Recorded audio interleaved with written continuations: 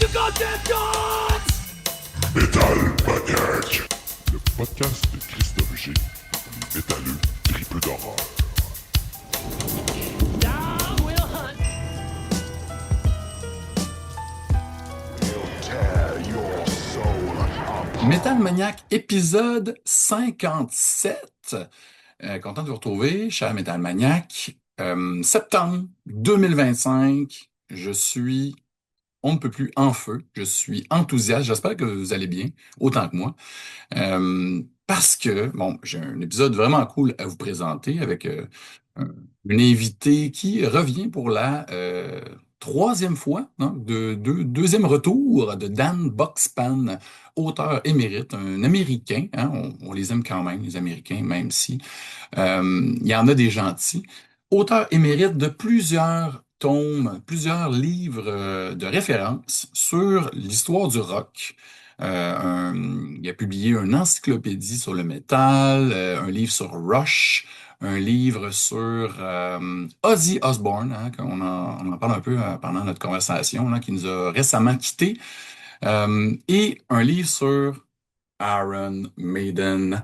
Une légende, une des légendes vivantes du heavy metal, un band qui a 50 ans cette année, donc c'est dans la série At 50, donc Iron Maiden At 50, 50 ans de carrière, ils ont commencé en 75, ça a été un band, puis j'en parle dans l'entrevue que j'ai eu de la misère à embarquer au début, même si les pochettes fantastiques, euh, était très, très attrayante pour le fan d'horreur et le fan de monstres et de créatures louches en moi. C'est la voix, la voix au perché de Bruce Dickinson, surtout, hein, un des chanteurs principaux. Il y a eu deux autres chanteurs, mais c'est celui qui se retrouve sur la plupart des albums. Donc, cette voix-là, j'étais pas capable. Ça a pris un certain temps, puis j'en parle en entrevue, là, ça a pris le band hommage à Iron Maiden, Up the Irons, de Fred Bergeron, un ami à moi, salut, euh, que j'ai eu la chance de voir plusieurs fois en concert au début des années 2000, souvent au Medley, au défunt Medley, une salle de spectacle qui accueillait beaucoup de bands métal de l'international. Donc, ils ont fini par m'avoir. Puis, ben, j'ai compris l'influence que Iron Maiden a eue sur le métal en général. Puis la conversation qu'on a eue, moi, puis Dan, tu sais, s'est rendu comme presque un ami. Là, tu sais, à force de jaser comme ça, je l'ai reçu pour la troisième fois sur le podcast. Puis, tu sais, ça coule. Tu sais, la conversation est vraiment tripante. Donc, ben, sans plus tarder, juste une petite parenthèse avant de vous laisser avec mon entrevue, ma conversation avec Dan, où on discute du band, mais aussi de films d'horreur, des liens d'Iron Maiden avec l'horreur un peu, plein de trucs qu'on n'a pas eu la chance ou le temps de jaser. Puis juste comme en vrac, j'avais dénoté un paquet de trucs sur Iron Maiden qui connectait vraiment bien avec notre genre préféré. Euh, des trucs qu'on n'a pas eu le temps de parler. Murders in the Rue Morgue, une tune qui est parue sur l'album Killers de 1980, évidemment inspiré de l'œuvre d'Edgar Allan Poe, dont il y a eu plusieurs adaptations cinématographiques que vous avez sûrement vues, dont un film tourné pour la télé de 1986 mettant en vedette Val Kilmer et George C. Scott. George C. Scott qu'on a vu dans plein de films, dont Patton et Exorcist 3. Hein? Ceux qui n'ont jamais vu Exorcist 3, meilleur jumpscare ever. Ce film-là avait été réalisé par Jeannot Schwark. Je pense que c'est un Français. Schwark ou Schwark. Euh, le gars qui nous avait donné l'Insipid Jazz 2 et Supergirl, ainsi qu'un film de 1980 qui est sorti la même année que Killers, étrangement, qui s'appelle Somewhere in Time. Donc, le titre d'un album de Maiden qui est sorti quelques années plus tard. Inspiré d'une nouvelle de Richard Matheson. En tout cas, des liens assez étranges. Ensuite, sur l'album Number of the Beast qui est paru en 81, il y a une tune qui s'appelle Children of the Damned. Évidemment, vous avez reconnu le titre.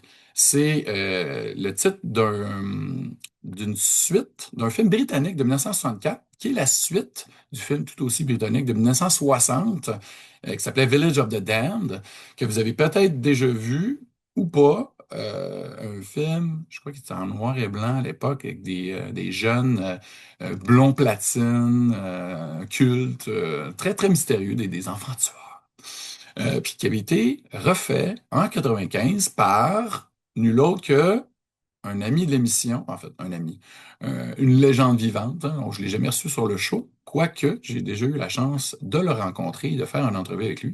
On s'en reparlera. John Carpenter, un des réalisateurs qu'on cite le plus sur le show. Donc, son remake de 1995 avec Christopher Reeves, hein, Superman, qui a incarné Superman dans les quatre premiers films. Quatre premiers films. Les films des années fin 70, début 80, puisqu'il y avait déjà eu un film dans les années, je pense, 50, 60, Superman. Donc, sur Number of the Beast, il y a la tune Number of the Beast, évidemment, qui est inspirée, apparemment, par The Omen 2, Damien Omen 2, hein, le titre officiel, 1978. Et dans le vidéoclip de Number of the Beast, on retrouve des clips d'un paquet de films, dont How to Make a Monster, de Crimson Ghost. Vous avez reconnu la silhouette de la mascotte de Misfits qui avait été calquée sur le personnage de Crimson Ghost. Godzilla, il y a des bouts de Godzilla, il y a des bouts de Return of the Vampire, The Devil Rides Out, de la Hammer, War of the Colossal Beast. Donc, Number of the Beast, un vidéoclip à revoir ou à voir pour les gens qui n'ont jamais vu. L'album Peace of Mind. On en parle là, dans l'entrevue, mais en 1983, cet album-là, avec la pochette incroyable de Eddie, la mascotte d'Iron Maiden, dans une espèce de cellule capitonnée, dans un hôpital psychiatrique avec sa camisole de force, To Tame a Land, une tune qui a été inspirée par Dune, évidemment, le roman de Frank Herbert, qui a été adapté au cinéma par Lynch, par notre Denis Villeneuve à nous, qui a presque été adapté par Jodorowsky, Alejandro Jodorowsky, dans les années 70, le film Jodorowsky's Dune, le documentaire sur le film qui a jamais vu le jour, est à voir. Ensuite, je vais en rafale, Somewhere in Time, l'album de 86 d'Iron Maiden, la pochette. Pour moi, c'est la plus belle pochette d'Iron Maiden ever. Le visuel de, le visuel, pardon, je perds le fil, a été inspiré beaucoup par le cinéma de science-fiction en général, mais dont Blade Runner, beaucoup, le roman de Philip K. Dick. Il y a eu un film aussi de Ridley Scott, évidemment, et Denis Villeneuve nous a donné une suite aussi il y a quelques années. Aussi, il y a un paquet d'Easter eggs, des références à plein d'auteurs ou de films de science-fiction. On parle de Bradbury, Asimov, Doctor Who, même Batman. Ça, c'est assez malade. Une pochette qu'on peut se perdre dedans, puis c'est vraiment hallucinant. Allez voir la pochette, la version gatefold, là, complète, là, en panoramique. C'est hallucinant. Stranger in a Strange Land, une des tunes de cet album-là, c'est le titre, ça reprend le titre du roman de Robert Heinlein, Starship Trooper, hein, qui était donc le film Starship Trooper a été adapté de ça. Finalement, l'album Seven Son of a Seven Son de Maiden, paru en 88, il y a une tune qui s'appelle The Prophecy. On s'appelle qu'en 95, il y avait eu un film, je pense qu'il y a eu quelques suites, qui mettait en vedette vraiment un paquet de pointures. Christopher Walken dans le rôle principal, Elias Koteas, qu'on a vu dans les Ninja Turtles, dans Crash aussi de Cronenberg, Virginia Madsen, qu'on a vu dans Candyman, Eric Stoltz, qui on a vu dans le film Masque. C'est pas un film d'horreur, mais presque.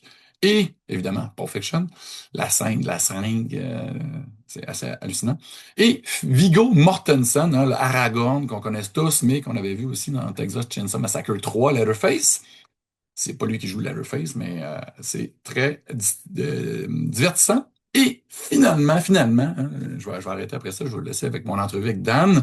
No Prayer for the Dying, 1990, puis on pourrait continuer jusqu'à demain, des références, il y en a plein, mais dans cet album-là, il y a une tune qui s'appelle Bring Your Daughter to the Slaughter, qui a apparu, on a entendu dans le film A Nightmare on Elm Street 5, The Dream Child, une tune qui avait été enregistrée par Bruce Dickinson en solo pour cette soundtrack-là, paru, le film Freddy 5 est paru en 89.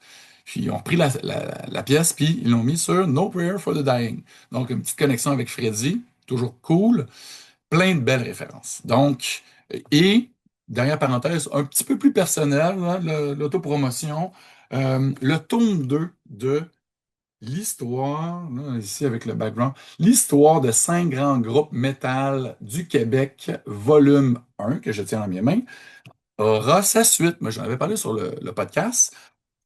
J'ai déjà reçu aussi Nick Michaud, l'éditeur, avec Luc Lemay à l'époque de Gorguts, pour discuter du tome 1. C'était un épisode qui date quand même de quelques années. Si je fouille ici dans mes archives, est-ce que je suis capable de retrouver le numéro de l'épisode pour vous? On dirait que je suis pas bon, hein, c'est long, vous trouvez ça long, je cherche Nick Michaud, Luc Lemay, numéro 20, épisode 20. Donc, ça fait un bail. Donc, c'était en août 2024, si je ne m'abuse. Épisode numéro 20, si vous voulez le visionner ou l'écouter. Mais pour le tome 2, que j'ai eu le grand bonheur de scénariser, de faire les entrevues avec les groupes. Donc, ça sort incessamment. Fin septembre, début octobre, les gens qui ont précommandé vont le recevoir par la poste. Il va y avoir des lancements un peu partout au Québec aussi qu'on est en train de planifier en ce moment. Puis, au niveau des groupes qu'on couvre dans cette fabuleuse BD illustrée par des artistes d'exception. En vrac, Julien Dallaire-Charret illustre le chapitre d'introduction qui est dédié au tape trader Wayne Archibald, qui a aidé un paquet de groupes d'ici à se faire connaître à l'international, dont Voivode. Lisez la BD pour en savoir plus. On a aussi un chapitre dédié à la deuxième décennie d'activité de Voivode, donc les années 90. Passionnant, vraiment un récit en montagne russe. Il est arrivé des choses à Voivode dans ces années-là, ça a été assez incroyable. Barf, qui sort un album, en fait, juste, je vais reculer un petit peu. Le chapitre sur Voivode a été illustré par Guillaume Menuel, qui avait illustré, évidemment, la couverture du tome 1, le chapitre sur Despise Icon aussi, qui sort un album à l'Halloween cette année. Et il va faire aussi la couverture du tome 2. A fait, la couverture est déjà faite depuis longtemps, vous l'avez sûrement vu sur les réseaux sociaux, et illustre le chapitre dédié à Voivode. Puis c'est un gros fan de Voivode, donc ça a été du bonbon de travailler avec lui là-dessus. Donc, chapitre, je disais, sur Barf, qui a 40 ans de carrière, ils fêtent leurs 40 ans cette année. Ils sortent un album qui s'appelle Viscéral, là maintenant. Donc, ça va être disponible sur les réseaux sociaux hier, je pense, hein, le 12 septembre, si je ne m'abuse. Il y a des concerts un peu partout au Québec. Suivez ça. Donc, ça, c'est illustré par François Lapierre. Hallucinant, ces dessins. C'est vraiment, vraiment les illustrations de feu. Hallucinant. Ensuite de cela, on a le légendaire groupe Sword qui célèbre ses 45 ans d'activité, hein. Ils ont starté ça, les 4 mêmes gars, hein. Il n'y a jamais eu de changement de personnel dans Sword, c'est assez hallucinant. En 1980, il y a un show cet automne, au mois de novembre, au Club Soda. J'ai pas la date comme vite, vite, là, mais je vais l'inscrire sur le Facebook de Métal Maniaques. Donc, on sera là, mais là, je peux quand même vous le dire direct là, on va fouiller dans l'agenda. Sword, ça se trouve à être en concert. Ben, c'est au mois d'octobre, le 18 octobre au Club Soda. Soyez-y. Ensuite, Cryptopsy tourne un peu partout, pas de concert ces temps-ci, mais ils viennent de sortir un album aussi qui est absolument puissant. Insatiable Violence. Puissant album. Donc, on couvre l'ensemble de la carrière de Cryptopsy, qui a amorcé son parcours à la fin des années 80. Vraiment une carrière formidable. Ils ont tourné partout dans le monde. C'est illustré par Vincent Voro Rioux. Voro, son nom d'artiste. Vraiment un coup de crayon débile. Donc, à lire et à regarder dans les pages du tome 2 de la BD. Et finalement, Necronomicon, un groupe formé au Saguenay aussi à la fin des années 80 par Rob the Witch. Illustré par un ami de l'émission, Jake Dion, qu'on a déjà eu aussi sur le show hein, il y a quelques années, épisode 15, Jake Dion un ami.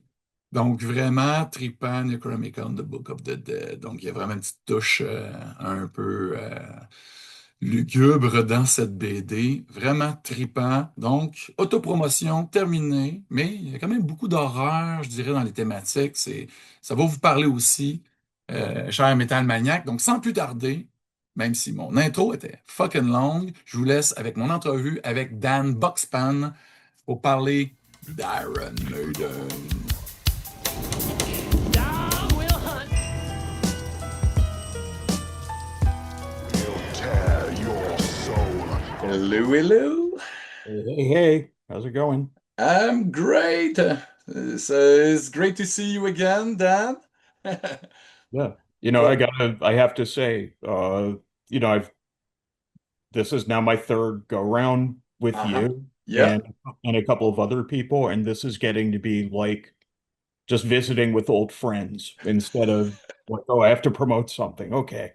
So that's I'm very happy to be back. Oh man, it's awesome. And it's not really hard to promote a band that, we've been loving for decades now, right? Well, and also that there are already like 100 books already about them, So, but labor of love, we do it anyway. Exactly. And it doesn't matter if there's many books that have been written on Iron Maiden, or, just heavy metal in general, or the great book, the great Canadian band that was, Rush, Mhm.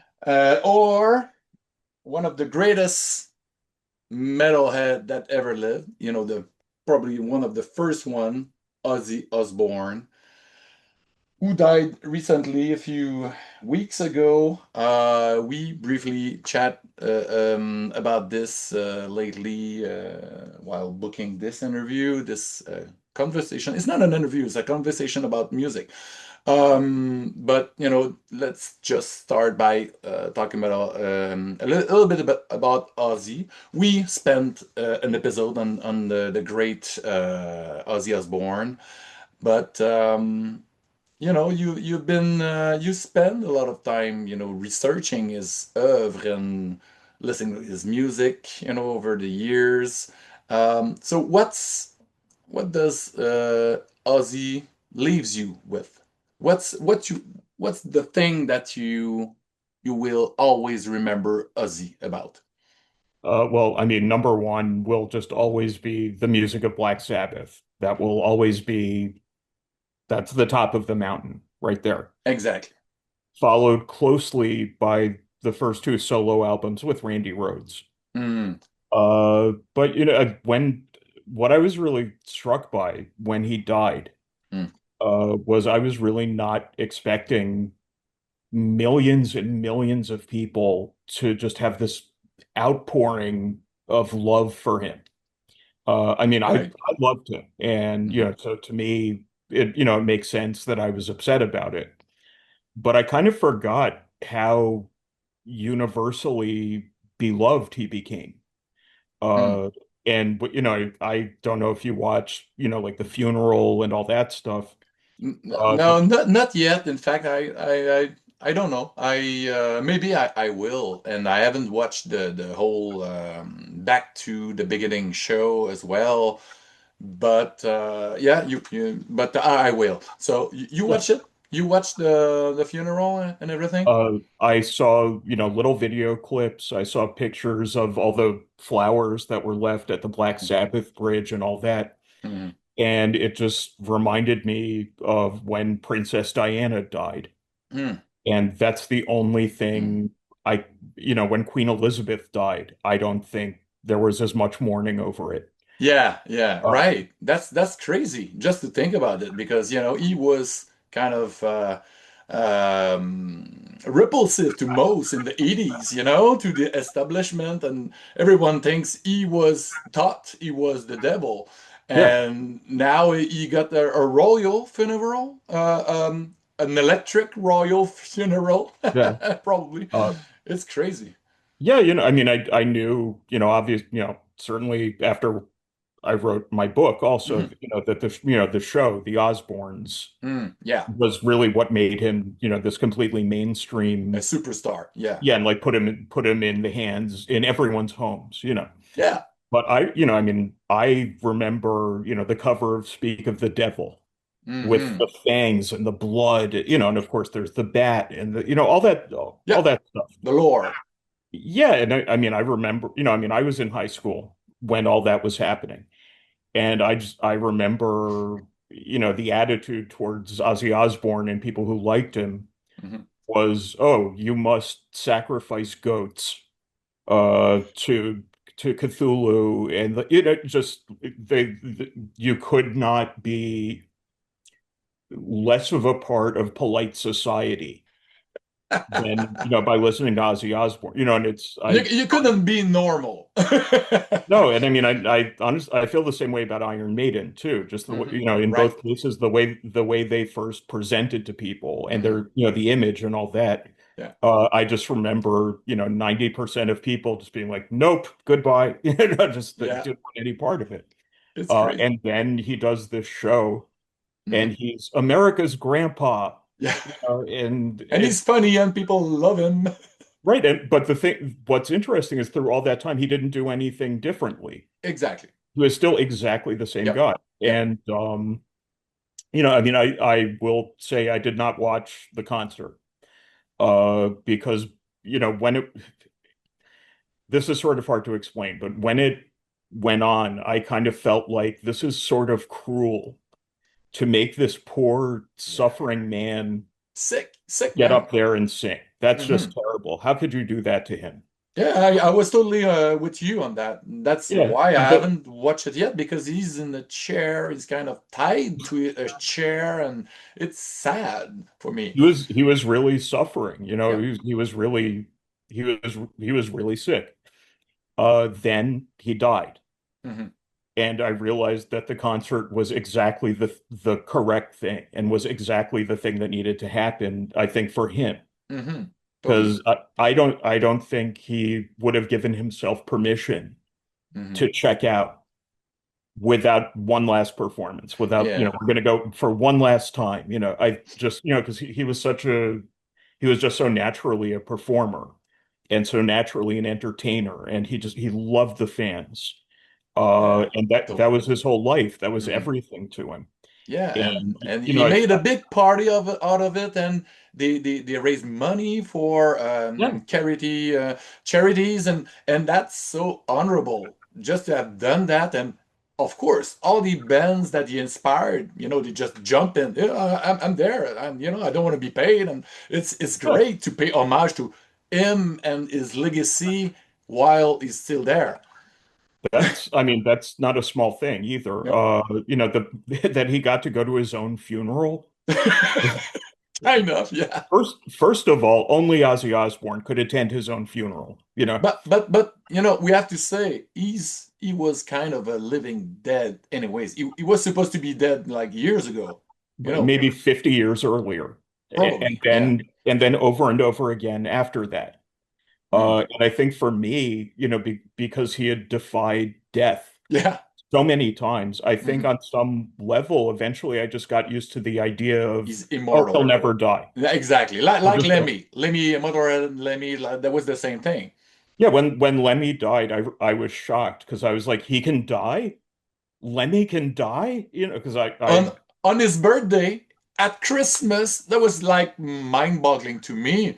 That happened like 10 or 12 years ago, yeah, and that was shocking too. I was like, fuck, I saw him like 3 months prior in Montreal, but we all knew that it was, downward. And I had, a little parenthèse on Lemmy because he's one of the, metal gods as well.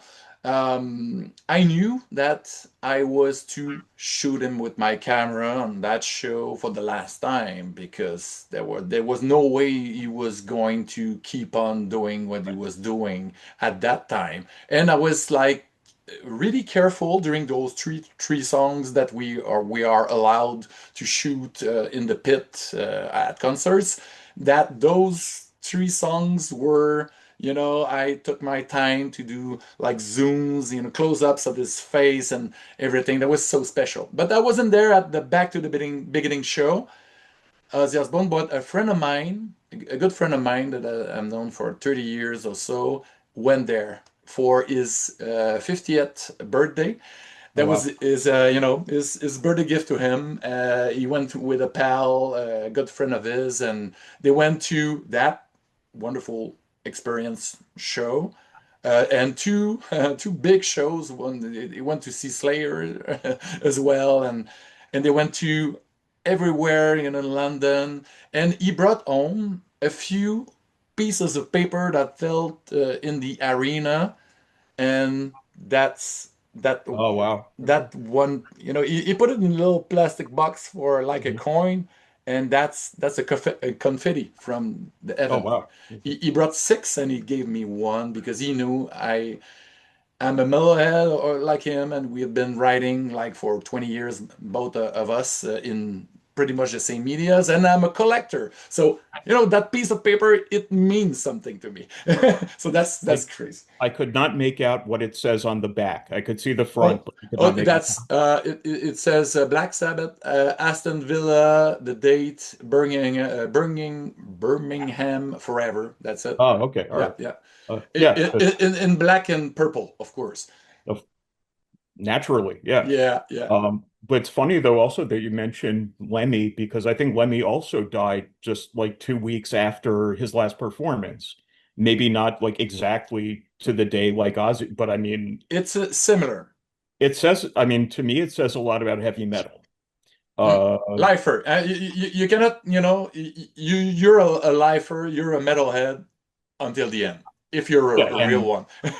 yeah, and if it looks like you're not going to be able to be a lifer anymore, then you're like, well, I'm out. That's it. Yeah, yeah, If there's yeah, no yeah. more metal for me, Mm, then I'm mm. I'm checking out of the hotel. Yeah, yeah, yeah. But I have said this on other podcasts, and I think it applies to Iron Maiden too.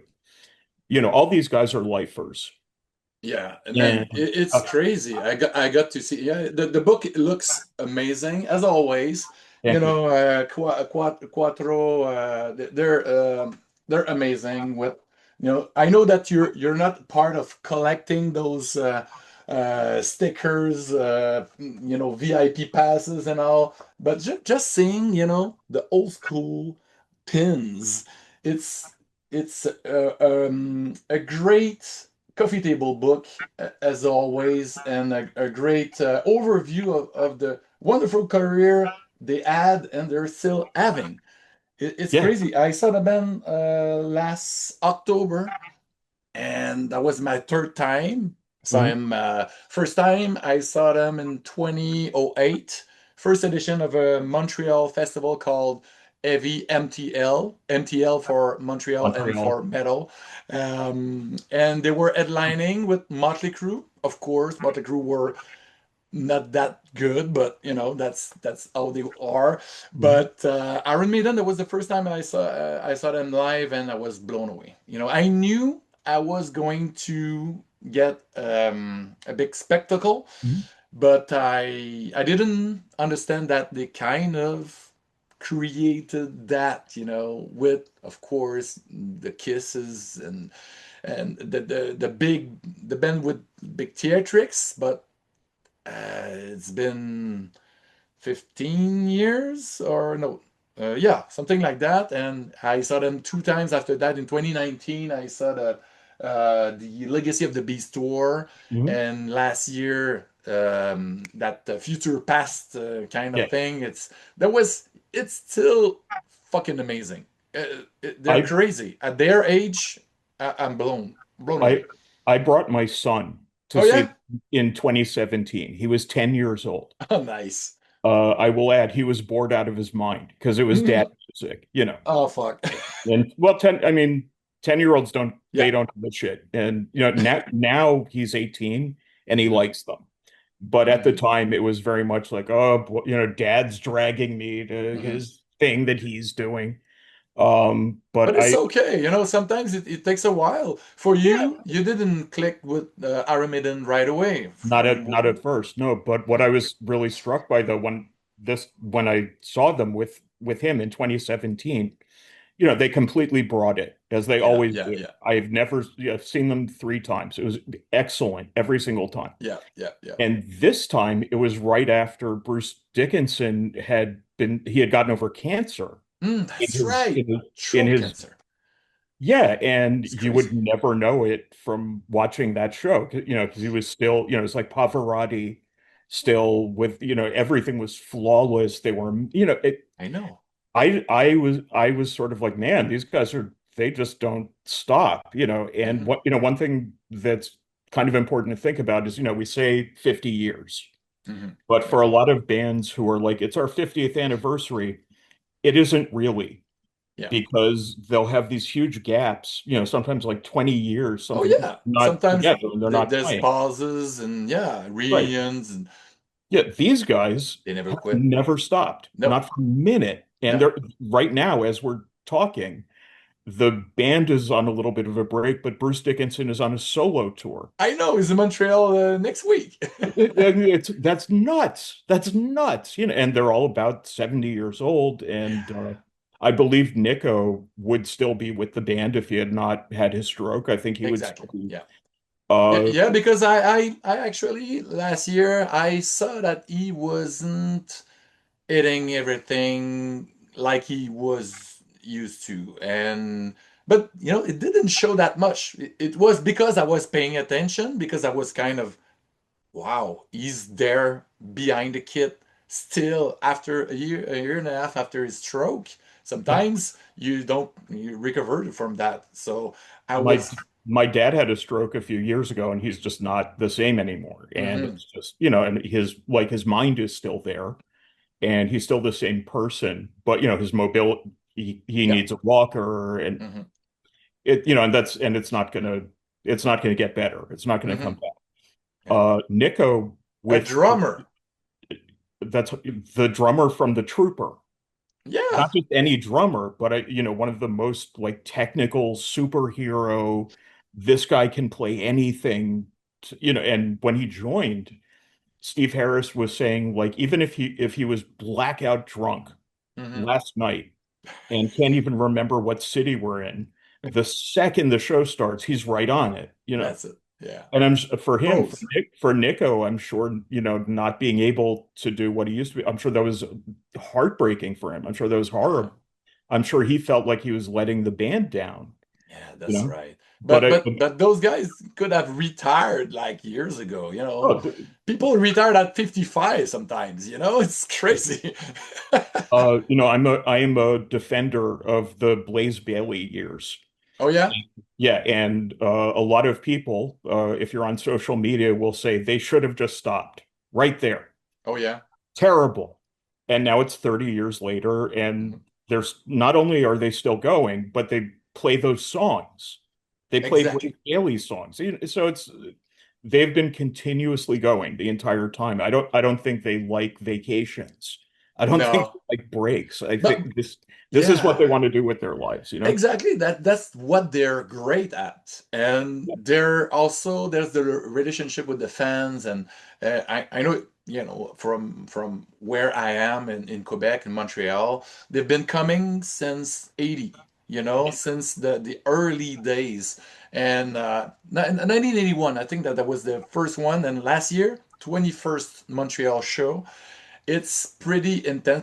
People in Quebec, we're pretty crazy metalheads, and we are demonstrative. So for metal and prog music, it's kind of the place to go Mhm. where when you're a band.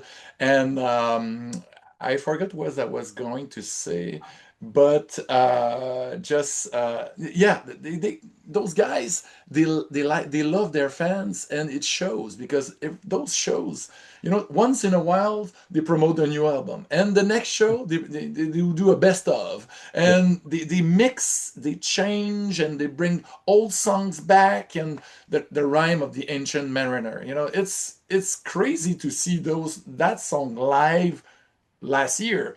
It's they're one of the greatest live band ever, Yeah, I in my mean, opinion. I've been, I cannot remember how many live shows, just generally I've been to in my life, Yeah, hundreds, yeah, maybe same. if that, I don't know, a Yeah, lot. yeah. And their shows were just always spot on, just amazing every single time. At And 11. even, yeah, I mean, even when like they would play a song I didn't like or Yeah, something, or they didn't play a song I wanted to hear. yeah. Like on the the one thing I kept promising my son when we saw them on the Book of Souls tour Yeah. was like, don't worry, they're going to play Run to the Hills. And that was the tour when they were not playing Run to the Hills. And that upset me a little bit. But at the same time, I appreciated, no, they don't want to do the same thing every time. They're Exactly. not sha-na-na, Yeah, they're yeah, not an oldies act. yeah. They understand that their fans want to hear the old stuff and they'll play it, Hmm. but they're not trading on the past. Hmm. They're what can we do next? They're kind of like Rush in that way, where it's like, Yeah, totally. we want to evolve, we want to do more. Yeah. Oh, you didn't like the 14-minute song about the rhyme of the ancient mariner? How about this 18-minute song about a blimp? How about that? There's this real kind, they have this kind of defiance in a way Hmm. too, where it's like, oh, you don't like the long songs, fuck you, we're gonna do longer. So, Yeah. they do not care. They do not care, and they do exactly what, they make exactly the music they want to make. They play exactly what they want to play, and they've earned the right too, in my opinion. And Oh they yeah, have albums I do totally not agree. like. Yeah, Sure. of course, of course. It's hard to like every album from Yeah, a band that has 20 something albums, like 17 or 20? 17. It's 17. Yeah, 17 yeah, studio. yeah. I can't remember how Plus many a live. bunch of live. It's a Yeah, lot. It's a yeah, lot. Oh, and that's another thing. The live albums are all good too. Where yeah, for a lot of bands, the live album is yeah. like, oh, I don't know, just throw I that don't out. care. Yeah, yeah, But those are great.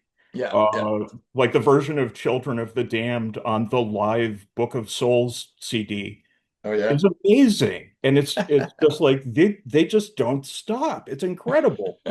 Uh, but I didn't care much about the latest record, but on that tour, those songs, they fit right in the set, and it yeah, was kind of seamless, and it was totally okay. And it wasn't like, oh, that's a song where I'm gonna get a beer, or I just wanted to see visually what they yeah, will do with it, because also that's one of the greatest visual bands ever, with yeah. their mascot, their album covers.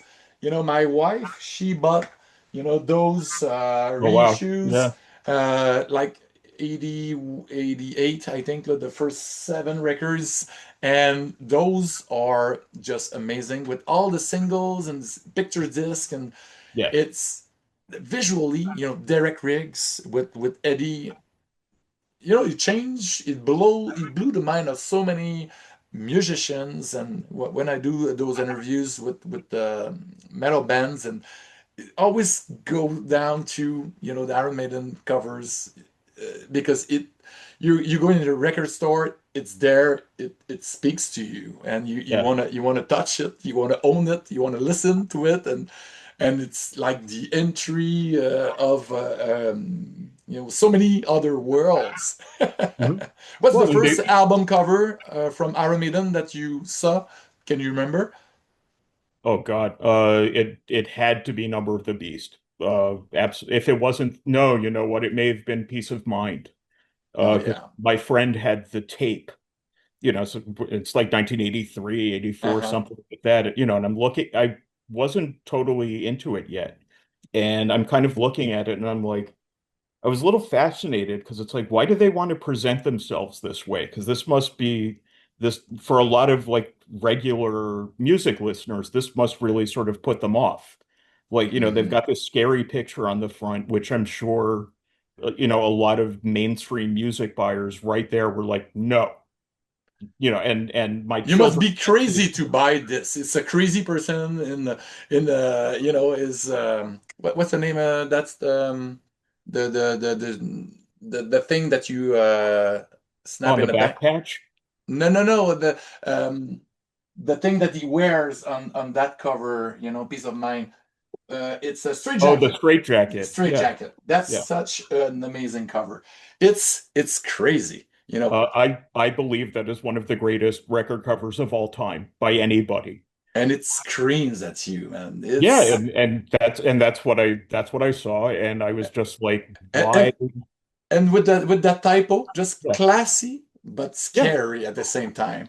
yeah. And honestly, a lot of bands after that, took a lot of that kind of imagery, and that sort of thing. But the way Of I course. feel like the way Maiden did it, really, they were real. There have been a lot of metal bands since then that had mascots, Yeah, but they were like the first. well, like Dio had Murray. Yeah, You know, yeah. uh, I And just don't. Anthrax had the Nutman and Vic Rattlehead from Yeah, Megadeth and to me, all of that was an attempt to copy Iron Maiden, and totally. none of it worked the way it worked for those Yeah. guys. Yeah, yeah, Uh, yeah. Vic Rattlehead is amazing, but it's a copy. The yeah, Nutman from Anthrax, just it's a parody, and it's yeah, it's totally yeah. cool. But that's the OG. Eddie, the OG. And actually, I have a funny story for you. Friends of mine have they used to have a metal cover band here in Montreal. It used to be called Metal Legend.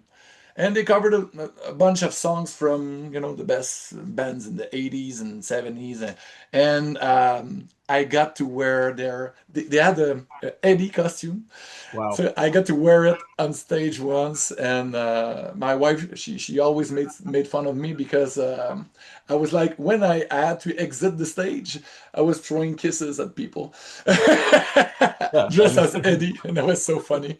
And I booked that band for my wedding a Oh, year wow. later in 2016 to do two sets, one thrash metal, another one just Iron Maiden, Yeah. and that was so freaking amazing.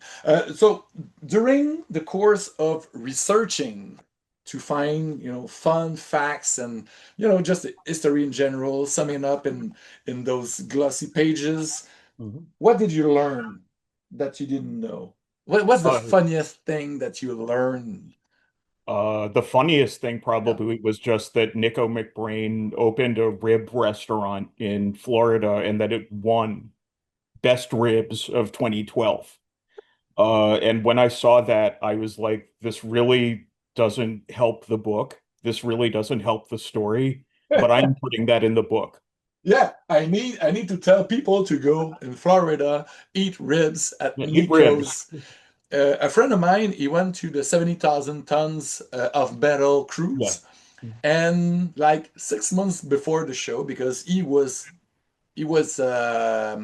having to take a flight and go down to Florida to afterwards take the cruise. But he knew that he had a few days to kill and he needed to go there. So he wrote to the restaurant, to Nick at the restaurant, to tell him that he was going to be there for a few days and he was planning to go at the restaurant. And then he sent a postcard afterwards. Another one. I think he wrote to him a few times, like 4 times maybe. Yeah. And when he got there, Nick went to his table. He came in that day and he went to meet them and sign a bunch of stuff and take pictures. Because they knew he wasn't touring, so Yeah. they were like, Maybe, let's maybe, maybe maybe. Yeah. exactly. And in 2008 at the heavy metal heavy MTL festival, Mhm. I met him briefly backstage. Nick, that is Oh, signature right there. Oh, cool. Oh, Yeah. nice. Yeah. No, What I mean, that's what they are. Nico himself is a real character, and like I learned more about that also when I was researching the book. Yeah. Like, that his nose is Oh yeah. crooked. Uh-huh. Right, because it got broken at a fight at school when he was a kid. Okay. So And then that was years and that years, long. Okay. oh yes, and then like decades later, he's doing a magazine interview. He's like in his 50s at this point. And he goes like, "Yeah, my nose got this way because of, Steve or whatever from my school. He broke my nose. Look where I am now, motherfucker. Ha ha ha." And it's like, That's wow, this guy gold. does not let anything go. This guy is like, I'm going to wait 40 years and then rub it in his face. I Yeah. admire also how intense the fans are was another thing that was kind of I more, lost you. I lost you for a sentence. So, oh, no, just how intense the fans are. oh yeah. Like Totally. right from the beginning too. Like when Adrian Smith first joined, uh, the first concert he played, he was just sort of, he was outside kind of mingling with the crowd. And someone figured out, oh, this is the new guitar player. He replaced Dennis Stratton. And they went up to him and was like, "You better be good." Like, wow, okay, all right, so that's intense, Yeah. and but we know the fans are intense, and Of course. we know why, because they were, the band rewards that, and Uh-huh. I don't think you would be threatening the new guitar player if you didn't really, really like the band and not want them to just ruin it.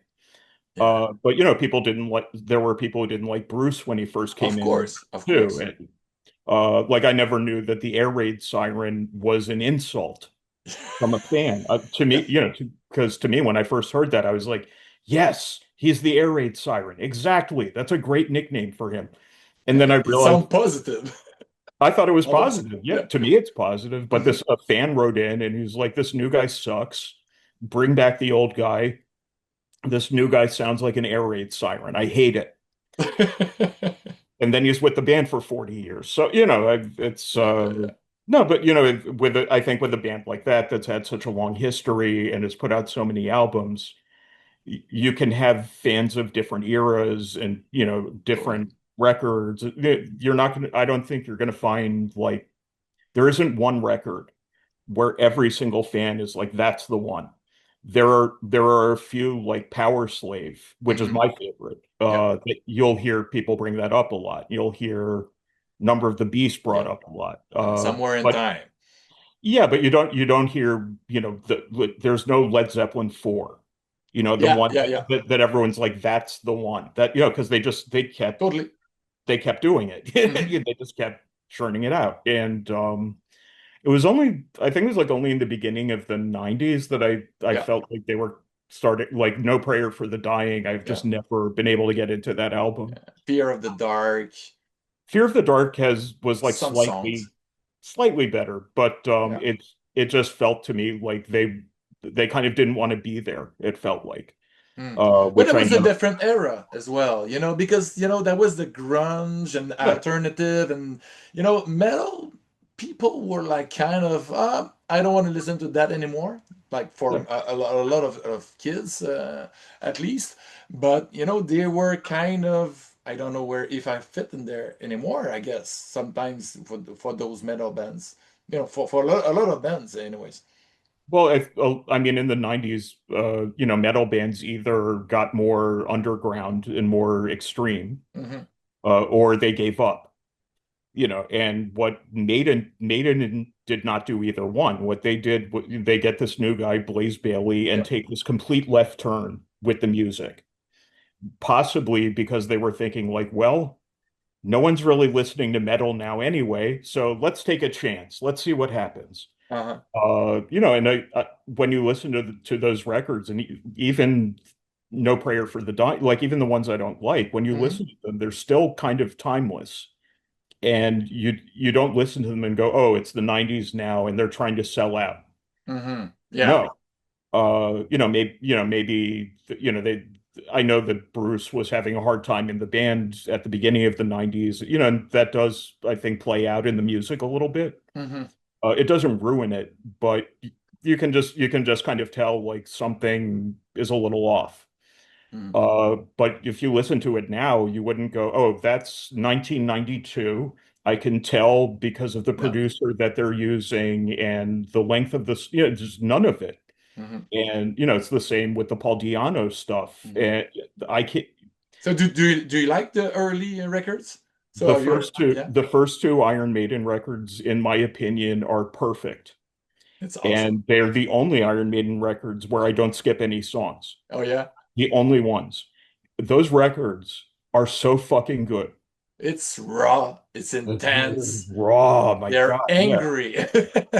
Not just that though. There's on Killers. Hmm. There's this instrumental con, which I mean, a lot of people are not into instrumentals anyway, so you kind of lose some people there. But I remember, the first time hearing it and being like, my God, this is insane. And, they're pulling this out in 1981. Hmm. And I don't know that there was a lot going on in music at the time that was like that. I think that they kind of were the only ones.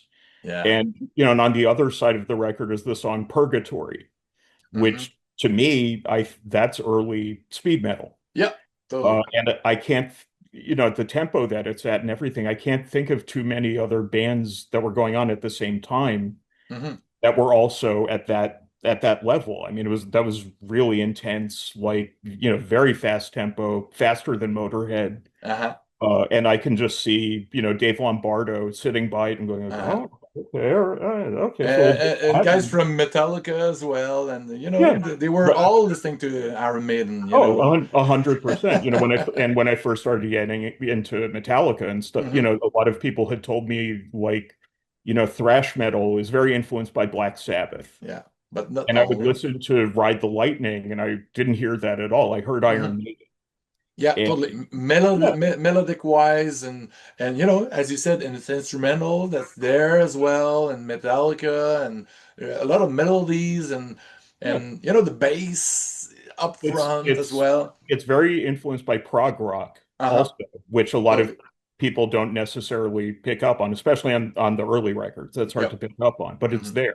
Hmm. With just the harmonized guitars and changing Yep. tempos, Hmm. like that alone, that's from progressive Hmm. rock. Yeah, yeah, And yeah. and Steve Harris is a huge prog rock fan. Oh Uh, yeah. he talks about bands like Nectar that no one really like. You Okay. really have to be a fan to know who those guys. Yeah. Yeah, I'm taking notes. I yeah. don't know Nectar. It's Nectar with a K. Okay. So, yeah. From the 70s, I guess. Yeah, like they were around the same. They came out around the same time as Magma, who are another Yeah. band French. where that's like a subgenre of a subgenre of a subgenre, Hmm. where you really have to be into complex music to even to understand what they're doing, Hmm. much less to like it. And I always found like Maiden don't really get enough credit for what they do, kind of as a prog rock band. And in fact, I would say for the last 30 years, starting with those Blaze Bayley records, they're a prog rock band. Hmm. That's when the songs started getting longer and everything became an epic. And they got into this habit, especially starting with Brave New World, where every song had to start with the hushed bass intro and 2 minutes of Bruce Dickinson singing at a whisper, and then it explodes. Yeah, because they were doing movies kind of with their songs. Yeah, and they were also kind of tailoring it to audiences, to Hmm. stadium Yeah, audiences. totally. Yeah, and Hmm. one thing I sort of picked up on about that also is they have a lot of sections in their songs where you'll have, a guitar melody with with Bruce singing the same melody over it, but just going like, oh, oh, like not using words. Yeah, So wherever you are in the world, you can sing. you can sing along with it. And Yeah. that, to me, that's a big part of why they're popular, is Oh that yeah. all their concerts are like everyone's in it. Yeah. No matter if you understand English you're in. Yeah, but no, but I Sometimes, mean, like the Rio concert that they did yeah. in 2001, which Uh-huh. is amazing, that was where I first picked up on it. I was like, oh, so they can go to any place in the world, Hmm. and everyone can sing along the first time they hear the song Yeah. because and that's brilliant. Hmm. I mean, you could call that marketing if you wanted to, But this is but just a collective experience, you know? yeah, That's what they do. yeah, and then, and them wanting, now for audience members to put down their phones. Oh Uh, yeah. yeah, and good luck getting people to put their phones down now for sure. But you need to do like Ghost, and you need to have some kind of services with like pouches that Yeah, locks, and but it's a good thing, I think, because people are fucking addicted to their phones, and they need to just leave it alone and watch the show with their own eyes. Because those little videos that they do with their phones, it's crappy. They don't want to listen to it. Nobody wants to watch your fucking video. no, they don't. You're shaking, and I just watch the real thing, you know? Yeah, I mean, I did see when Simon Dawson came into the band to, as the new tour drummer Oh, for. okay, okay, yeah, I, yeah, I did see like from the first show that same sort of shaky, yeah, and I watched it just to be like, oh, I wonder what they sound like now yeah, with yeah, this yeah. guy, and he sounds good, because they're not going to have someone who can't play, Of course. playing drums for them. Yeah. But other than that, I mean, I don't know what a stadium concert ticket costs in Montreal right now, but here it's It's, hundreds of dollars. yeah, yeah, yeah. Same, same. And if And if it's I in am paying, Canadian, it's more. yeah, and if I'm paying hundreds of dollars for a ticket, I'm putting my phone down. Yeah. But no one else seems to. And I'll go to the movies and see that, and it's like, why are you here? Just go home. Yeah, And, exactly. and People are like fucking yeah, I texting, don't. I don't know. I don't get it. yeah. Because to me also, Iron Maiden especially, but with so many concerts that we Mhm. go to, it's like for the next Uh, 2 hours, I'm shutting off life.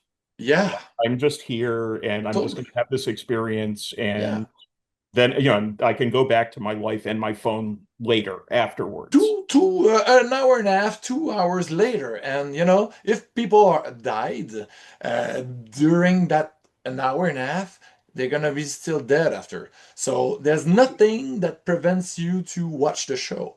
No, not at all. And they're just like as a test for myself. Sometimes I will, take my phone and try to put it somewhere else and just see how long I can go without having an anxiety attack because I don't have my phone. Yeah.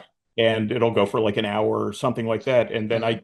and you have all these thoughts like, oh, but what if someone's trying to text me? What if somebody's trying to email Yeah. me? Yeah, yeah. And then I go back to my phone an hour later and there's nothing. The FOMO is strong because Yeah. we've been like kind of drilled to answer quickly because you don't want to miss anything, and Yeah. that's But how life but those works. people are missing out. They are missing out on all of life What's because they don't want to happening? miss out on Yeah, their phone.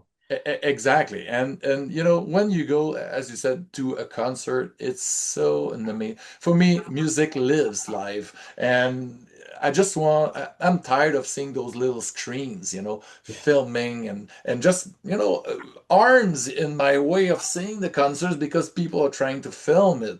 Just enjoy it. And but as we're going back to talk about Maiden, Yeah. because those fuckers with the phones at concerts, they don't deserve our time, our energy, and saliva. But you said they were inspired by, of course, prog music, but also movies, Yes. lyrically and visually. And I noted a few. Little blips of inspiration here and there, and we're gonna test how if you have seen those movies. Okay. So I'm sure you have seen most, but if you haven't, we'll talk about it. Okay. I haven't went through the whole discography, but I went from the first record until the 90. Okay. The night, no prayer. So first record, Iron Maiden. eponymous album, 1979, the song Prowler. There's a movie called The Prowler Hmm. from 1981, Joseph Zito. Have you Ah, seen that movie, The Prowler? ages ago. Ages ago. So do yourself a favor. If you Okay. like slasher movies, it's one of the most gnarliest. Joseph Zito, he directed Friday the 13th, the final chapter, the fourth one, Yeah. and also there's Tom Savini on Oh, okay. SFX That's all I uh, need to know. on The Okay. Prowler. And it's the stories. It was another alternate title is Rosemary's Killer, and it's the story of a soldier that kind of died at the war, and he's coming back to do a big carnage. That's just that what you need to see to know, and it's pretty intense. It's 81, so 81 that was the big slasher boom after Yeah. Halloween and Friday the 13th, and 81 there was like almost 100 slashers that year. It was so crazy. So the Prowler, Okay. it's pretty good. Uh, as far as slasher go, of course. Phantom of the Opera. Have you seen? Of course, there were so many adaptation from, I think his name was Gaston Leroux, a French dude that wrote Le Fantôme de l'Opéra like Mhm. 100 years ago. But there was a Dario Argento film in the 90s that isn't too good. But the one with Robert Englund, Freddy Oh, Krueger, 1989. That's fun. That's from Dwight H. Little, who directed ah, also Halloween 4 okay. and Free Willy 2. Another slasher movie, Free Willy too. Exactly. Man, that whale was angry, you know. Exactly. No, but the early 80s were great for horror movies. If you liked, if you were like, I really want to see a horror movie that was made for $500, Yeah, me too. that was It's it. fun.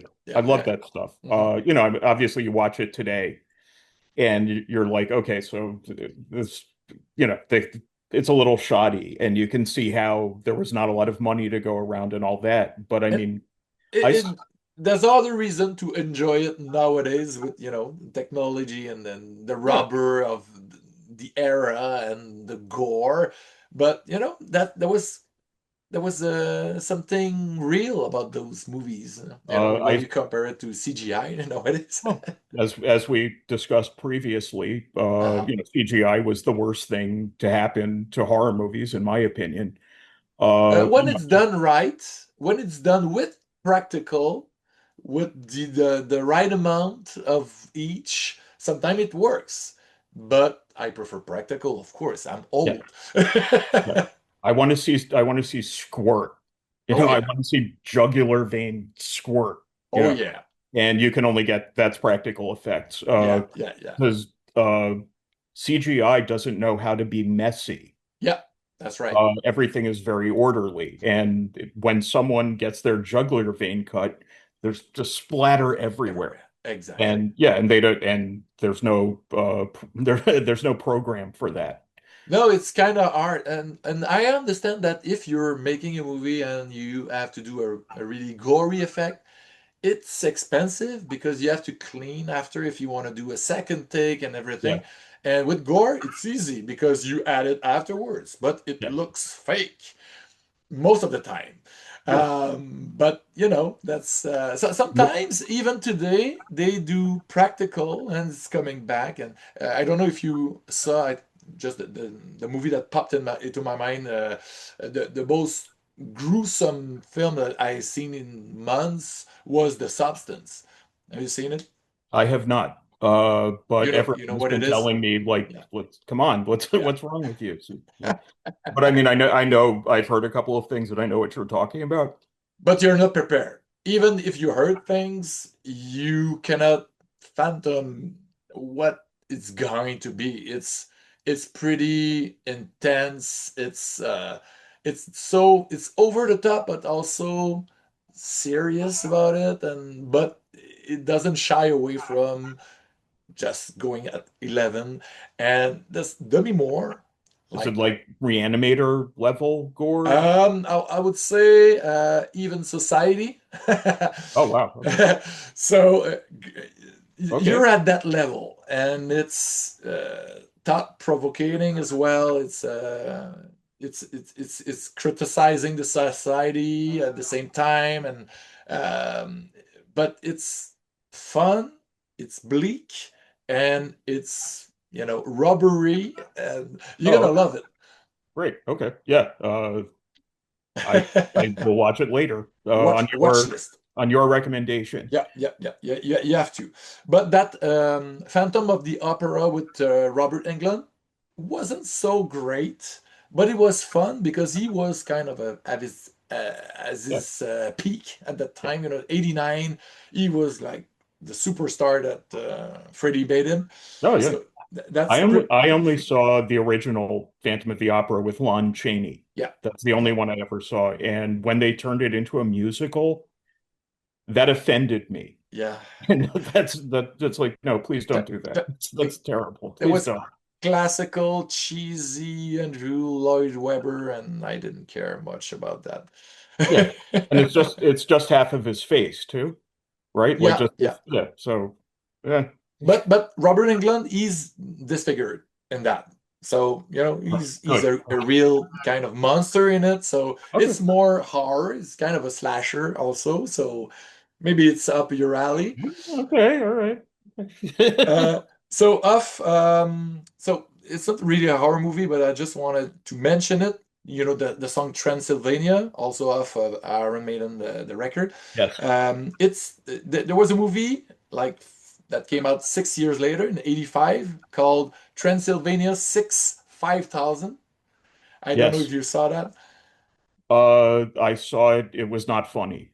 No, it And was supposed to be funny, kind it of was a supposed to horror be comedy, funny. It and was it not wasn't. funny. Yeah, No, but it was the funniest thing about it that it was starring Jeff Goldblum and yes. Gina Davis a year before The Fly, which is a That's masterpiece. right. Yeah. It also had Ed Begley Jr., who played the first drummer to die in Spinal Tap. Oh yeah.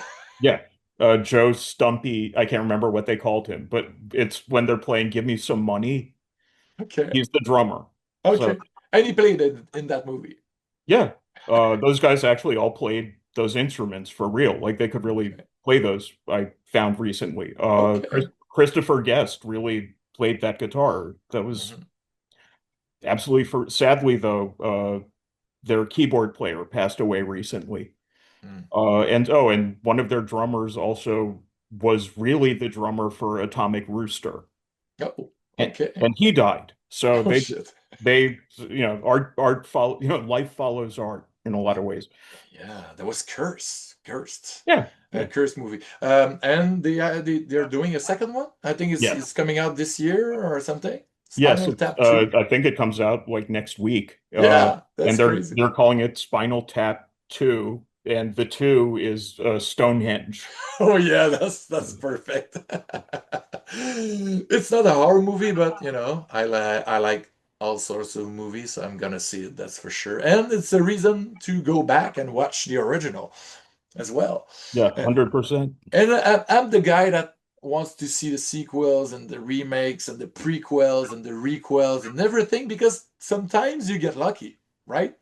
Sometimes I have seen a couple of remakes where I was actually I thought the 2004 Dawn of the Dead remake was actually really good, and I It was was really fun. surprised to say that.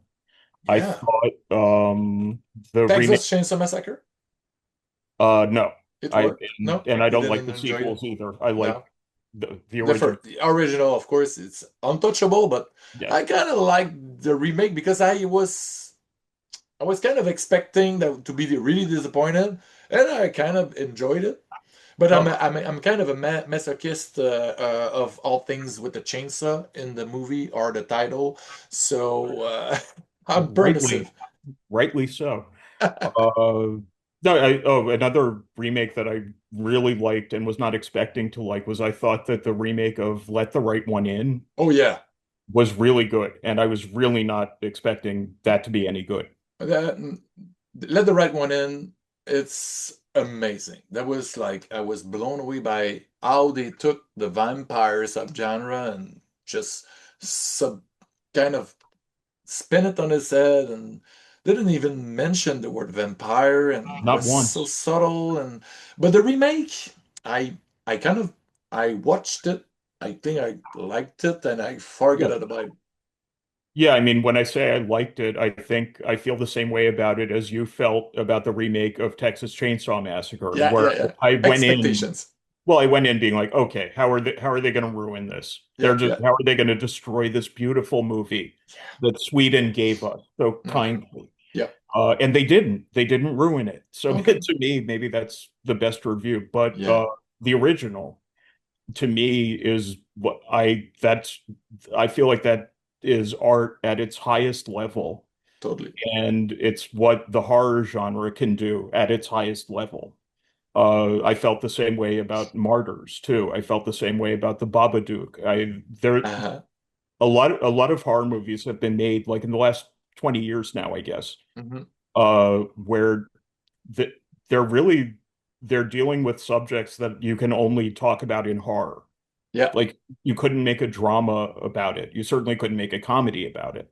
hmm But those kinds of subjects, like Let the Right One In, that's about alienation and hmm not fitting, and just but the way that they did it was just so brilliant And subtle. and subtle. And there were a few shots in that movie that I have not seen anything like hmm that. What hmm like the swimming pool. Oh yeah, that's I have never brutal. seen anything like that in my life. Brutal and also like really genius. Just Like so creative, the sound Yeah. design and yeah, I mean, and and again, you just don't, it's really only in horror, in my opinion, where you really see that kind of innovation hmm and you really see people really trying to do something different.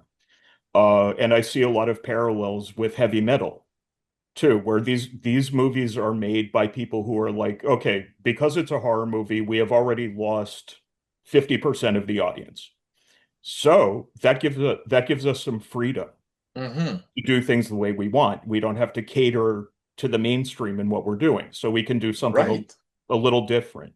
hmm I mean, if I worked in film, I would want to work in horror in part just because of how free it is. You can really talk about anything. hmm And I don't see that in other genres of movies. And in heavy metal, you can kind of do that too. It's hmm not topical, like it's not really in the lyrics. It's more in the music. hmm But when you take apart the music, it's really interesting stuff, and hmm it's really individualized. And a lot of bands have copied Iron Maiden, but only Iron Maiden sounds like Iron Maiden, Oh yeah. and nothing really sounded like that before. hmm Obviously, there's Judas Priest and the Yeah, obvious of influences, course. but that sound hmm as they did it, that's in a way that's the first slasher movie. You know, like they were coming with this Yeah. completely new thing. hmm And it was for a niche audience, Yeah. but because they just kept at it and were just like, no, this is what we do, and here's the next album, and it Yeah. became mainstream Yeah. just Yeah. because they stuck with it for so long. And when the slasher era of like 1980, 81 started, hmm probably no one could imagine like this little movie Friday the 13th hmm that I Oh. think I think cost $500,000 to make or something like that. Nobody thought there will be 10 sequels to this. You know, Exactly. yeah, and just like when they invented Eddie, hmm I don't think they were thinking this is our perfect mascot for the next 50 years. No, they just put it on the kind of papier mâché behind the drummer, Yeah. and then it became, that's it's kind of a member of the band also. I I had the great privilege in this book to speak a little bit with sociologist Dina Weinstein, who has turned, you know who she is. She's turned up in, a couple of like heavy metal documentaries and that sort of thing. And she said that the reason Eddie is such a brilliant thing is that, the band has had a lot of lineup changes. Yeah. And there isn't really one member you know, I mean, obviously, you know, Steve Harris Yeah. obviously founded the band and he's the guy, Yeah. but he's not the focal point. He's not the Of person course. you focus on necessarily. You You know, he's focus the on bass Eddie. player. Yeah.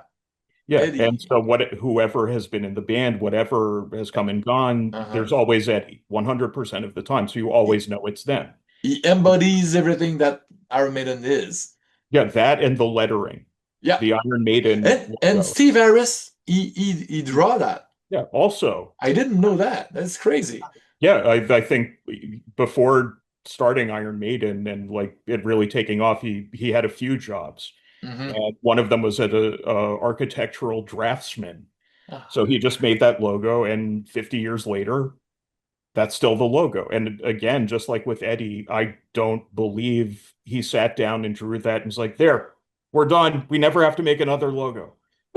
You know, but it's amazing, you know, because these guys were like 20 when they started or something. And when you're 20, you don't make permanent decisions. No, that's right.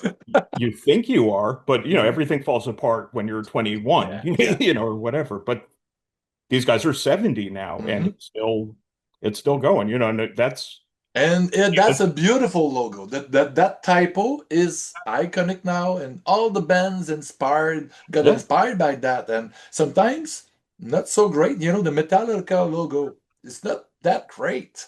You know, it's just even the name Metallica. It's, you know, iron, metal, and Yeah. Iron Maiden. It sounds better.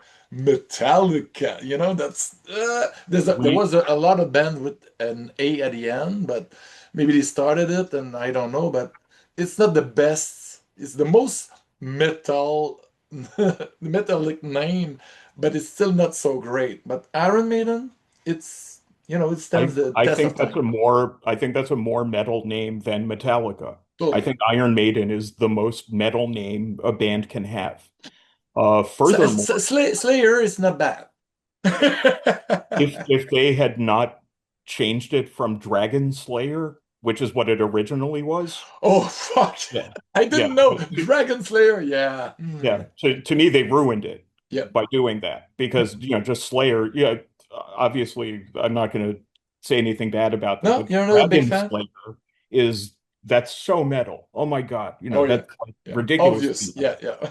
Yeah, but I mean, Iron Maiden, if you know, if you really had to get down to it and really say like who is the definitive metal band, Mhm. if what I would have to say it's them. I would have to Yeah. say if you know, if you just had to get rid of everybody but one band Yeah. to demonstrate what is heavy metal, I would say it's them, and I don't really think it's a contest either. I can't think of anyone No, else. because you know people say Sabbath and Led Zeppelin, but those were the kind of the godfathers Yeah. or you know the foundations, but they weren't It's the metal. DNA. It's the Yeah, DNA of metal, you know. yeah. But for it to be like an established style Hmm. with trademarks, Yeah, that's Iron totally. Maiden. Yeah, yeah, yeah. Also, Judas Priest, they close second, I guess.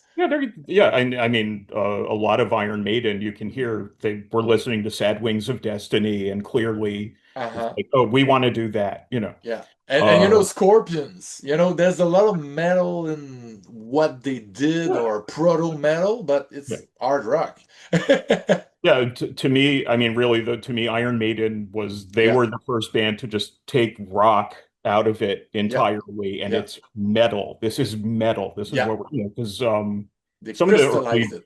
well, I mean, like some of the early Judas Priest albums, they're still kind of finding their way. Uh, Yeah, like Rockarola is yeah, yeah. off. I'm sorry, that is a terrible record. I don't care. You know, they remixed it at least, so it's a little better. But sorry, no one is going to tell me that's a good record. And it took them a couple of records to really establish their style. Exactly. Iron Maiden arrived Yeah, established. yeah, fully like Yeah, a fucking butterfly. yeah, exactly. Without the caterpillar, you know, without the Yeah, yeah, caterpillar stage, they went yeah. directly to butterfly. That's amazing, you know, But and I guess they took 5 years to go there, you know, to play the rounds and yeah, to but I mean, you find know, the songs and there aren't like early recordings of them, unfortunately, but when you know, when you listen to like the Soundhouse yeah, tapes, yeah, that yeah. first demo, it's all there. It's Yeah, you're right. It's I a little listened to it today actually, just to prepare for this chat, and it's it sounded not that great, but it's still fast and still hard, and yeah, that's Invasion, that yeah, song, yeah. Invasion. That I mean that makes me want to like go out and hit people. I'm not a violent person, but when the music of Iron Maiden, especially the early stuff, comes on, Uh-huh. I can see the appeal. I get it. Uh-huh. Yeah. Make Uh, me want to ride a horse sometime. it gets me, and I mean, it doesn't matter now.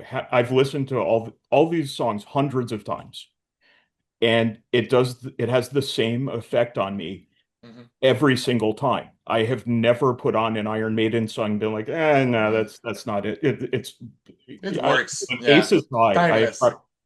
Well, like, I mean, Aces High Mhm. followed by 2 minutes to Midnight. Uh-huh. I have probably listened to that 10 minutes of music 1,000 times in my life. Oh yeah. Every time it goes on, my reaction is exactly the same. And when I get to be in my 80s, I Uh-huh. don't think it's going to be any different. I think it's going to be exactly the same Mhm. thing.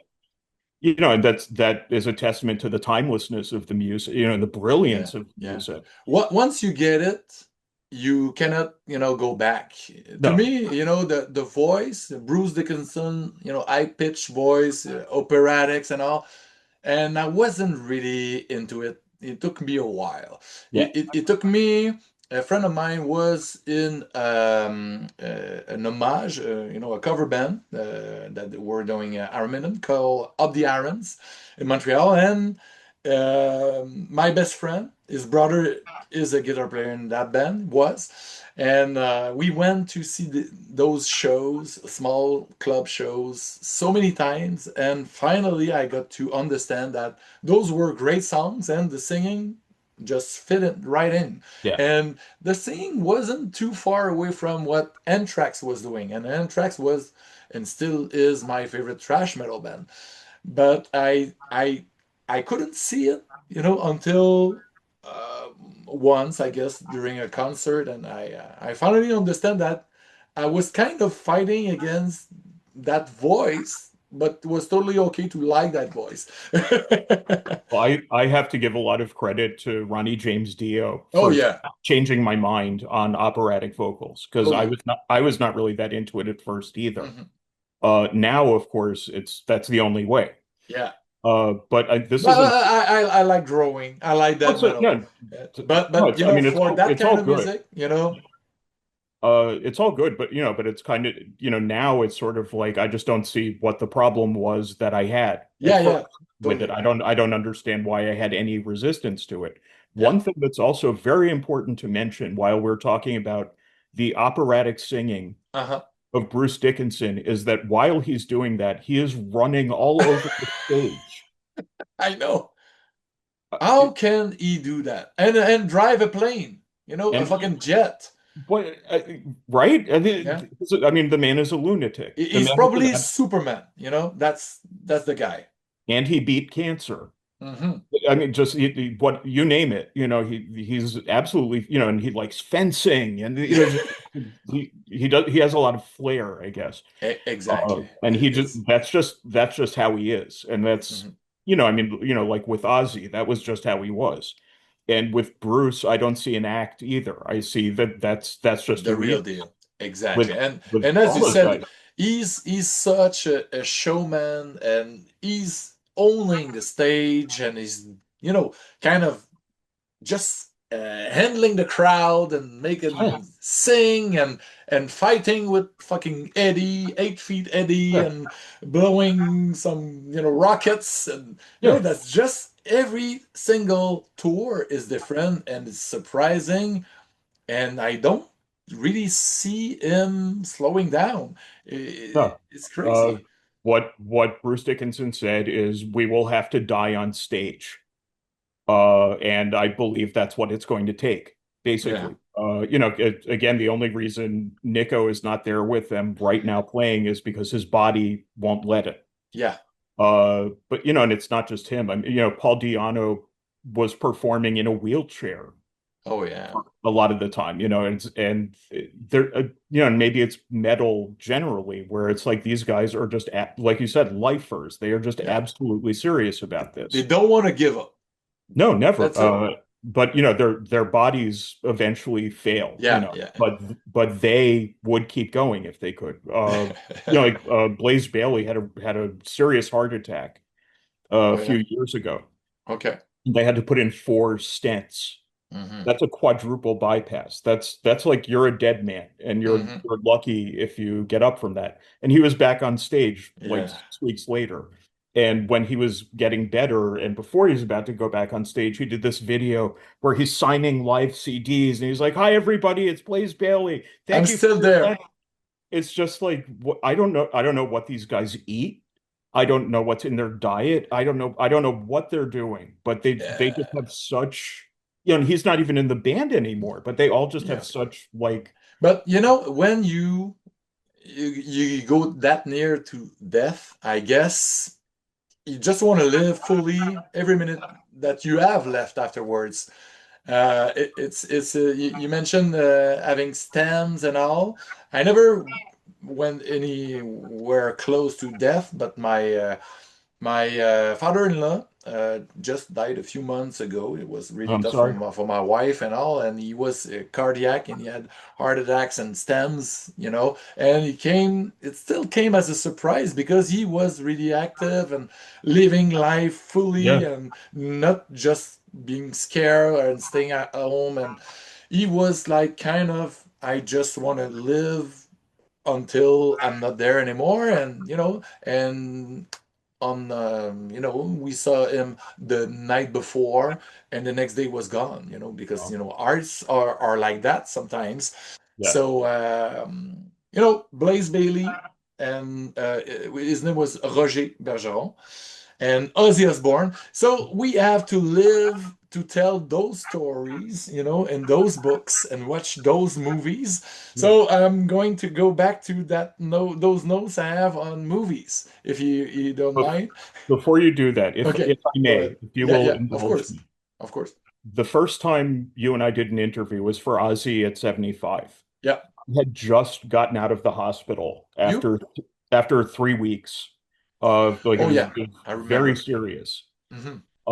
And but like I was just out of the hospital and in recovery, but I still wanted to do, this podcast and promote my book. Hmm. Of course. And ever since then, I have really felt like my purpose in life, the reason I did not die in the hospital is so I can tell everybody, go listen to Iron Maiden, go listen to Ozzy, and to really put everything I have into those books. And, And it shows. thank you. Yeah, that's to me, that's really important. And that's, because we're not going to be here forever. No. And, if you're an older gentleman like me, there will be a lot of people around you who will say, like, shouldn't you get a better job? Shouldn't you be more serious? Shouldn't you be wearing suits? And I am not that person, and especially after getting out of the hospital, it was like, no, I am this person, and I'm going to go as hard as possible into that. Because And that's what you like and you want to be happy, yeah, for it's what I love. exactly. It strengthens me, it sustains me, and I'm sorry I ever wasted my time on anything else. But I'm here now, and this part of my life has been wonderful because I am kind of following the lead of these guys, where it's like, put the real thing out there. And you paying homage to what they put out and for new generations, because kids nowadays they have so many things to choose from, and we have to just bring them back to the original, to the Yeah, beginning, to who are those fucking godfathers of heavy music, and just listen to those guys, and yeah, you're gonna hear their influence in today's music, which yeah, is amazing when we're growing up and just understanding where music of today comes from. It's just mind-boggling. And I see the influence of so many bands yeah.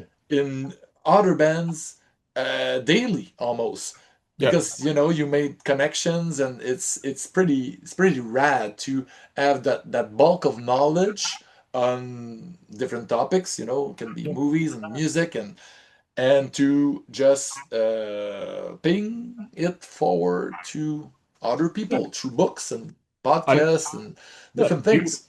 we want to pass this along. That's I it. I want, that our children, not maybe not my son because he wasn't here Uh-huh. at the concert, but I want that like the people who come after us, like the torch has been passed and we did our Yeah. job Uh-huh. to make sure, like, okay, this record, Black Sabbath Paranoid, this is Uh-huh. important. You will need this in life. It's okay, the cover. Maybe you won't like the cover art, but Oh, listen to the songs. yeah, exactly. Well, I mean, if when you listen to War Pigs today, Oh, fuck, man. relevant, it's Yeah, absolutely relevant. It it, still applies. And it's crazy. Like all those years later, someone took his pen and paper and wrote a song that you hear it and we haven't learned as a society, and it can be still life changing, or maybe some if people in a position of power hear that song, maybe will make a difference. Maybe not, but to us, there are a lot of, good Iron Maiden songs about that, like The Trooper. There are a lot of songs about of war course, and, definitely. the futility of it and why are we fighting and this is stupid and let's just go home. But we keep not learning as a species, as an animal, we don't learn. Yeah.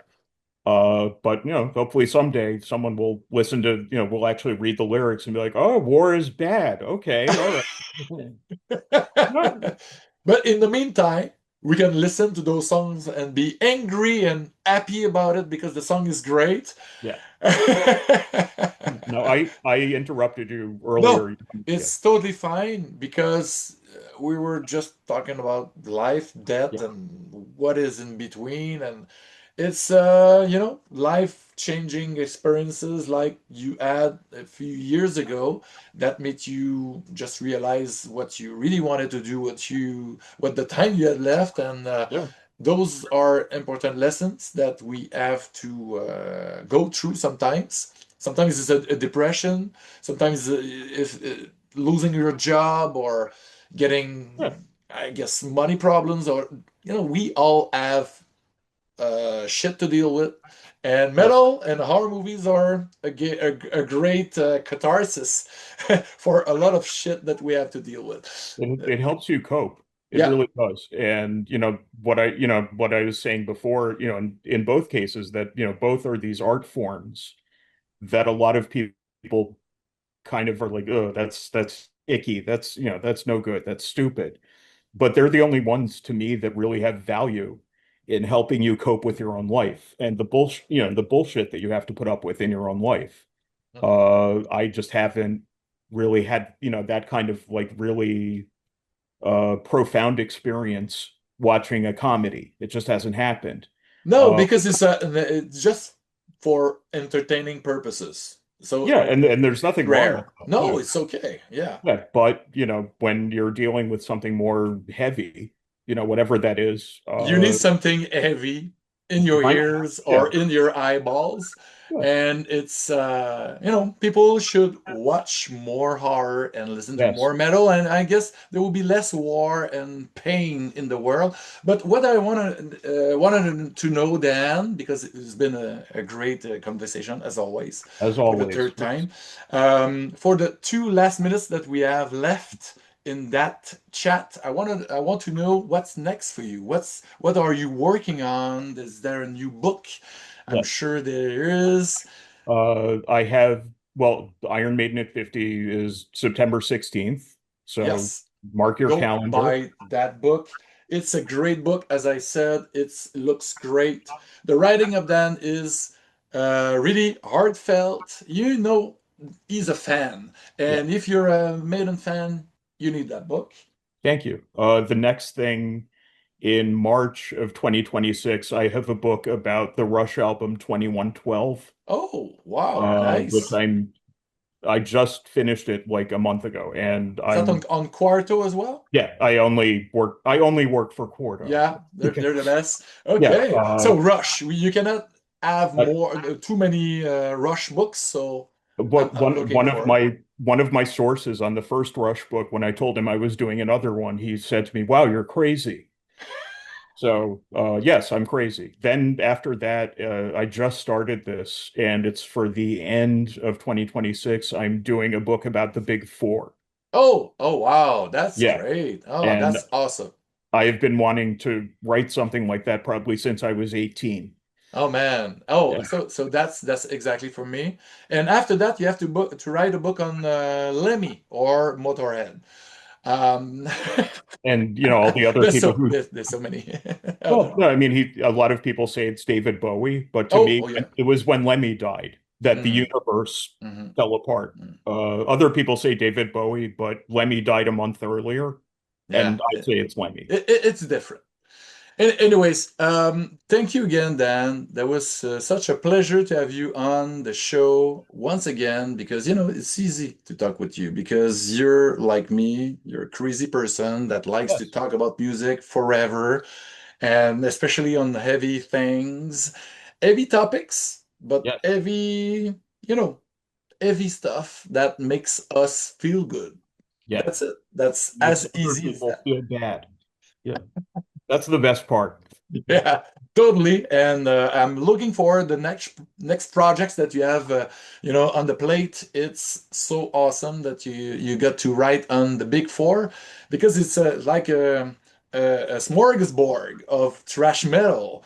Metallica, Slayer, Megadeth, and Anthrax. It's gonna Yeah. be so much fun for you to write. Have you started writing Yeah. on that already? It's going to be like it's sort of like how it all started, like musically, like the influences and all that sort of thing. Then it's Uh-huh. the story of the four bands because they had a lot of history together Totally, totally. from Which is 1981 awesome. to 1991. At which Okay, point, until the Clash of the Titans, kind of. yeah, Clash of the Titans is I think Scott Ian said Clash of the Titans was kind of the height of our fame and Yep. was also the guillotine. Hmm. Because like right after that, then Nirvana happened and the Yeah. whole yeah. And Um those three bands like went down and Metallica went up, and that was kind of just a breach. it felt like that all changed in like 6 weeks too. Like Yeah. in August, those bands were on top of the world, Yeah. and then, like 6 weeks later, it was over. Bizarre, but It's but it's worthy of gonna be really fun to learn more about that because I don't know the whole story, and you're gonna dig and find, trivia and things really really weird. Probably you're gonna oh yeah. unearth, Oh, bad blood because there's a I lot of found bad one blood in. already. If Oh yeah. Yeah, in 1987, Dave Mustaine fired Gar Samuelson and Chris Poland, the guitar player and drummer for Megadeth, Hmm. for selling their equipment while they were on tour to buy heroin. Oh fuck. Yeah. There is all that kinds of shit, and I am so Yeah. excited to write about it. Yeah. So, and you're gonna do a lot of research, watching all those documentaries, some Oh yeah. kind of monsters and all those that. No, actually, because the book is not going to cover that time. It Oh stopped no. in 1991. Oh, right. But you can learn a bit, from, Oh yeah. I those mean, conversations. I mean, there will probably be like an epilogue at the Yeah, end. yeah, And yeah, I'm yeah. sure I'll mention that probably, Hmm. but I'm Hmm. not doing like the whole history of it Okay, yeah, today. Also, with now that Jeff Hanneman is not here, yeah. what's the point? Yeah, So, yeah, yeah, yeah, yeah. But man, that's awesome that you get to find your path and to write on those wonderful topics. And it just happens that I'm a big fan of many of the bands that you're writing about. So we're gonna speak and talk and see each other again in the near future. yes, And if you're coming to Montreal sometimes. let me know. And we're gonna have a beer or a coffee, face to face, because it's also fun to see people in the flesh. Cool. I've been to Canada a couple of times. I loved it, and right now is a really good time to flee the United States. That's right. I'm not going back down there, for a little bit, for a few years About at least. 4 years. Yeah. But in Canada, everybody is welcome. So keep that in mind. Okay. Thank you very much. And keep on, head banging and writing about awesome bands, and we'll keep in touch. Always. Take care of yourself. Take care, man. Cheers. Bye-bye.